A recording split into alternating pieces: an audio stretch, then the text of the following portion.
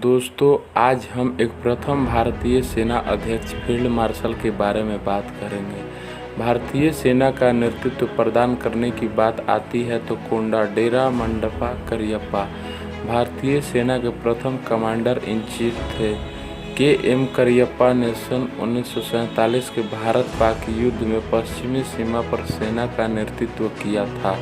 वे भारतीय सेना के उन अधिकारियों में शामिल हैं जिन्हें फील्ड मार्शल की पदवी दी गई। फील्ड मार्शल सैम मानेकशॉ दूसरे ऐसे अधिकारी थे जिसे फील्ड मार्शल का रैंक दिया गया था। उनका मिलिट्री करियर लगभग 3 दशक लंबा था, जिसके दौरान 15 जनवरी 1949 में उन्हें सेना प्रमुख नियुक्त किया गया। इसके बाद से ही 15 जनवरी सेना दिवस के रूप में मनाया जाता है। करियप्पा का संबंध राजपूत रेजिमेंट से था। वे सन 1953 में सेवानिवृत्त हो गए, फिर भी किसी न किसी रूप में भारतीय सेना को सहयोग देते रहे।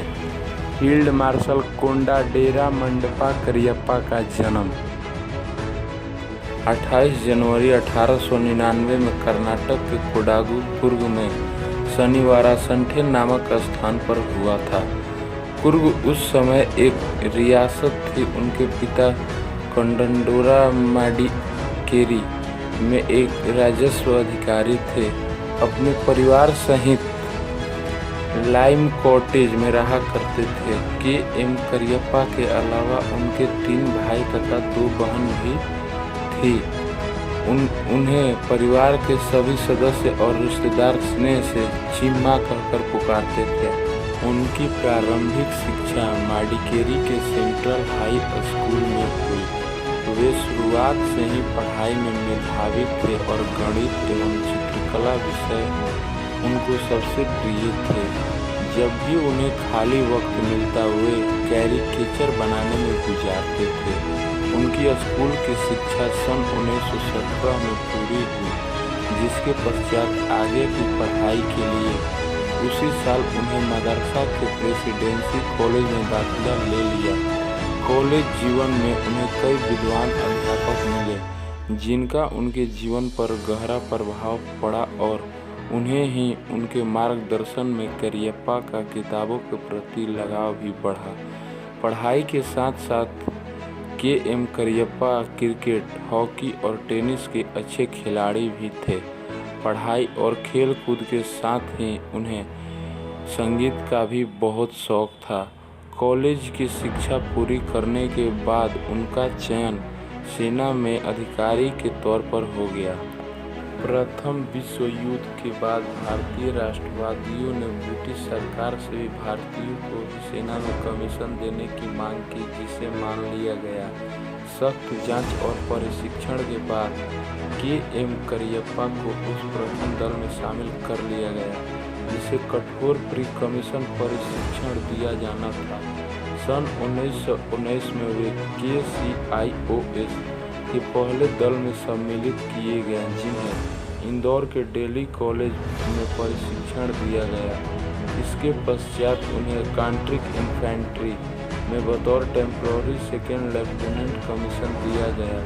सन 1921 में उन्हें टेम्पररी लेफ्टिनेंट बना दिया गया और सन 1922 में उन्हें स्थानीय कमीशन दिया गया और वे सेकेंड लेफ्टिनेंट बन गए।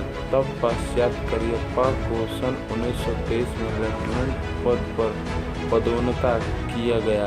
1927 में करियप्पा को कैप्टन के पद पर पदोन्नत कर दिया गया, पर इस पदोन्नति को सन 1931 तक सरकारी तौर पर राजपत्रित नहीं किया गया।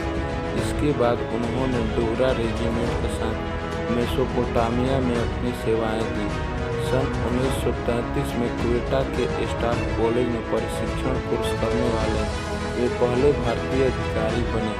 सन 1938 में उन्हें मेजर के पद पर पदोन्नत किया गया। उसके अगले साल ही उन्हें स्टाफ कैप्टन बना दिया गया। सन 1941-42 में उन्हें इराक, सीरिया और ईरान में तैनात किया गया और सन 1943-44 में उन्होंने अपनी सेवाएं बर्मा में दी। सन 1942 में किसी यूनिट का कमांड पाने वाले वे पहले भारतीय अधिकारी बने। सन 1944 में उन्हें टेम्पररी लेफ्टिनेंट कर्नल बना दिया गया। इसके पश्चात उन्होंने स्वेच्छा से 26वें डिवीजन को अपनी सेवाएं दी, जो बर्मा से जापानियों को निकालने में कार्यरत थी। यहाँ उन्हें officer of the Order of the British Empire बनाया गया। जुलाई 1946 में उन्हें पूर्ण लेफ्टिनेंट कर्नल पद दे दिया गया और उसी साल उन्हें फ्रंटियर ब्रिगेड ग्रुप का ब्रिगेडियर बना दिया गया। सन 1947 में उन्हें imperial defence college United kingdom में एक प्रशिक्षण कोर्स के लिए चुना गया। इस कोर्स के लिए चुने जाने वाले वे पहले भारतीय अधिकारी थे। भारत के विभाजन के समय उन्हें सेना के बंटवारे की जिम्मेदारी सौंपी गई, जिसे उन्होंने पूरी निष्ठा, नियोजितता और सौंदर्यपूर्वक तरीके से पूरा किया। देश की आज़ादी के बाद करियप्पा को मेजर जनरल रैंक के साथ deputy chief of the general staff नियुक्त किया गया। जब उनकी पदोन्नति लेफ्टिनेंट जनरल के तौर पर हुई, तब उन्हें ईस्टर्न आर्मी का कमांडर बना दिया गया। सन 1947 में भारत पाकिस्तान युद्ध के समय उन्हें पश्चिमी कमान पर JOCEC बनाया गया।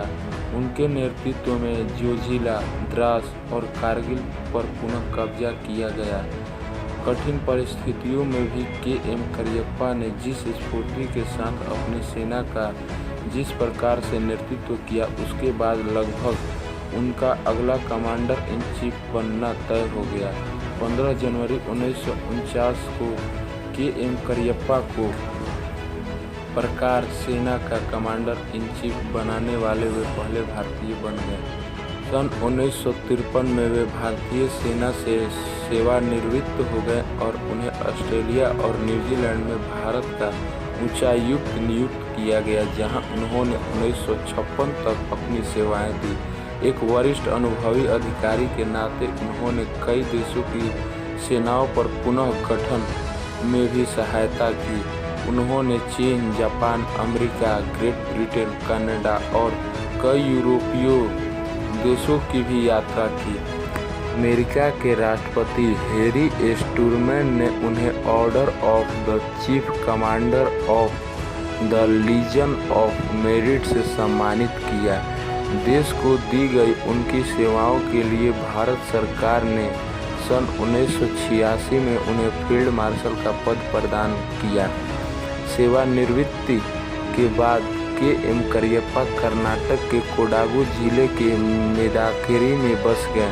वे प्राकृतिक प्रेमी थे और लोग को पर्यावरण संरक्षण आदि के बारे में भी अवगत कराया। दोस्तों, वर्ष 1965 में हुए भारत-पाकिस्तान युद्ध के दौरान करियप्पा रिटायर हो चुके थे और कर्नाटक में अपने गृह नगर मेरिकारा में रह रहे थे। उनके पुत्र केसी नंदा करियप्पा भारतीय वायु सेना के फ्लाइट लेफ्टिनेंट थे और युद्ध में हिस्सा ले रहे थे। इसी दौरान वे पाकिस्तान सीमा में प्रवेश कर गए। नंदा के विमान पर हमला कर दिया गया। विमान से कूदने पर नंदा को युद्ध बंदी के रूप में पाकिस्तान सेना ने अपने कब्जे में ले लिया। रेडियो पाकिस्तान ने तुरंत ऐलान किया कि नंदा पाक सेना के कब्जे में है और पूरी तरह सुरक्षित है। तब पूर्व सेना प्रमुख जनरल आयूब खान पाकिस्तान के राष्ट्रपति थे। देश के बंटवारे के पहले आयूब खान KM करियप्पा के अधीन सेवाएं दे चुके थे। दोस्तों, जब आयूब खान को पता चला कि करियप्पा का बेटा युद्ध बंदी बना लिया गया है, तो उन्होंने तुरंत करियप्पा को फोन लगाया और बेटे को रिहा करने की बात कही। इस पर करियप्पा ने जवाब दिया, अब वो मेरा बेटा नहीं, भारत माँ का लाल है, उसे रिहा कर दो तो दूर किसी तरह की सुविधा मत देना। उसके साथ अन्य युद्ध बंदियों की तरह व्यवहार किया जाना चाहिए। आपने मुझे फ़ोन किया, इसके लिए शुक्रिया, लेकिन मेरी आपसे गुजारिश है कि सभी युद्ध बंदियों को रिहा कर दीजिए या किसी को भी नहीं। बाद में युद्ध समाप्ति के बाद नंदा को रिहा कर दिया गया था। तो दोस्तों उम्मीद करता हूँ कि ये जानकारी पसंद आई होगी। मेरी दी गई एक छोटी सी जानकारी पसंद आई है तो प्लीज़ हमारे वीडियो को लाइक करें। अगर आप हमारे चैनल पर पहली बार आए हैं और पहली बार इस वीडियो को देख रहे हैं तो नीचे एक रेड कलर का सब्सक्राइब बटन है, उसको दबाकर चैनल को सब्सक्राइब कर दें। मैं इसी तरह का वीडियो लाता रहूँगा। तो मिलते हैं नए वीडियो में नए टॉपिक के साथ। तब तक ले जय हिंद, जय भारत, वंदे मातरम।